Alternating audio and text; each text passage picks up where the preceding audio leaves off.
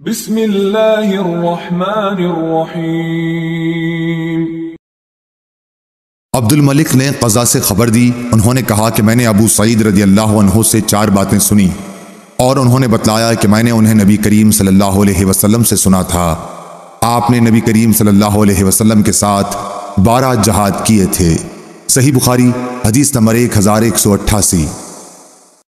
دوسری سند، ہم سے علی بن مدینی نے بیان کیا، کہا کہ ہم سے سفیان بن عینہ نے بیان کیا، ان سے زہری نے، ان سے سعید بن مسیب نے اور ان سے ابو ہریرہ رضی اللہ عنہ نے کہ نبی کریم صلی اللہ علیہ وسلم نے فرمایا کہ 3 مسجدوں کے سوا کسی کے لیے کجاوے نہ باندھے جائیں، یعنی سفر نہ کیا جائے۔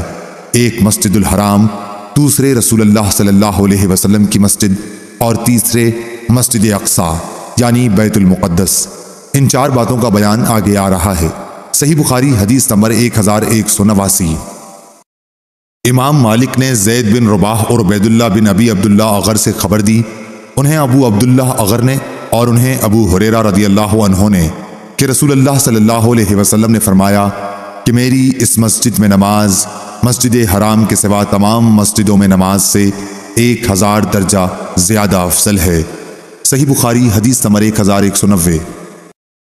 ایوب سختیانی نے خبر دی اور انہیں نافع نے کہ حضرت عبداللہ بن عمر رضی اللہ عنہ چاشت کی نماز صرف 2 دن پڑھتے تھے جب مکہ آتے، کیونکہ آپ مکے میں چاشت ہی کے وقت آتے تھے۔ اس وقت پہلے آپ طواف کرتے اور پھر مقام ابراہیم کے پیچھے 2 رکعت پڑھتے۔ دوسرے جس دن آپ مسجد قباء میں تشریف لاتے، آپ کا یہاں ہر ہفتے کو آنے کا معمول تھا۔ جب آپ مسجد کے اندر آتے تو نماز پڑھے بغیر باہر نکلنا برا جانتے۔ آپ بیان کرتے تھے کہ رسول اللہ صلی اللہ علیہ وسلم یہاں سوار اور پیدل دونوں طرح آیا کرتے تھے۔ صحیح بخاری حدیث نمبر 1191۔ نافع نے بیان کیا کہ ابن عمر رضی اللہ عنہ فرمایا کرتے تھے کہ میں اسی طرح کرتا ہوں جیسے میں نے اپنے ساتھیوں صحابہ رضی اللہ عنہم کو کرتے دیکھا ہے، لیکن تمہیں رات یا دن کے کسی بھی حصے میں نماز پڑھنے سے نہیں روکتا، صرف اتنی بات ہے کہ قصد کر کے تم سورج نکلتے یا ڈوبتے وقت نہ پڑھو۔ صحیح بخاری حدیث نمبر 1192۔ عبداللہ بن دینار نے بیان کیا اور ان سے حضرت عبداللہ بن عمر رضی اللہ عنہ نے انہوں نے کہا کہ رسول اللہ صلی اللہ علیہ وسلم ہر ہفتے کو مسجد قباء آتے، پیدل بھی، بعض دفعہ اور سواری پر بھی، اور عبداللہ بن عمر رضی اللہ عنہ بھی ایسا ہی کرتے۔ صحیح بخاری حدیث نمبر 1193۔ عبید اللہ عمری نے بیان کیا کہ مجھ سے نافع نے ابن عمر رضی اللہ عنہ سے بیان کیا کہ نبی کریم صلی اللہ علیہ وسلم قباء آتے، کبھی پیدل اور کبھی سواری پر۔ ابن نمیر نے اس میں یہ زیادتی کی ہے کہ ہم سے عبید اللہ بن عمیر نے بیان کیا اور ان سے نافع نے کہ پھر آپ اس میں 2 رکعت نماز پڑھتے تھے۔ صحیح بخاری حدیث نمبر 1194۔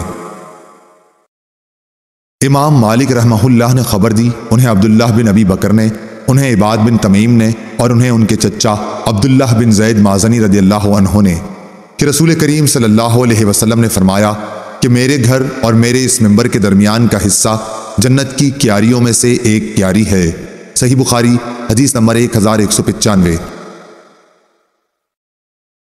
خبیب بن عبد الرحمن نے بیان کیا، ان سے حفص بن عاصم نے اور ان سے ابو ہریرہ رضی اللہ عنہ نے کہ نبی کریم صلی اللہ علیہ وسلم نے فرمایا کہ میرے گھر اور میرے ممبر کے درمیان کی زمین جنت کے باغوں میں سے ایک باغ ہے، اور میرا ممبر قیامت کے دن میرے حوض پر ہوگا۔ صحیح بخاری حدیث نمبر 1196۔ عبد الملک بن عمیر نے بیان کیا، انہوں نے زیاد کے غلام قزا سے سنا، انہوں نے بیان کیا کہ میں نے ابو سعید خدری رضی اللہ عنہ کو رسول اللہ صلی اللہ علیہ وسلم کے حوالے سے 4 حدیثیں بیان کرتے ہوئے سنا جو مجھے بہت پسند آئیں۔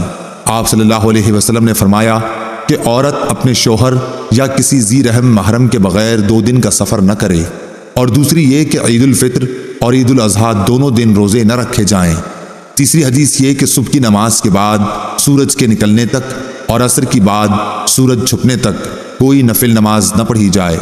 چوتھی یہ کہ 3 مسجدوں کے سوا کسی کے لیے کجاوے نہ باندھے جائیں، مسجد حرام، مسجد اقصی اور میری مسجد یعنی مسجد نبوی۔ صحیح بخاری حدیث نمبر 1197۔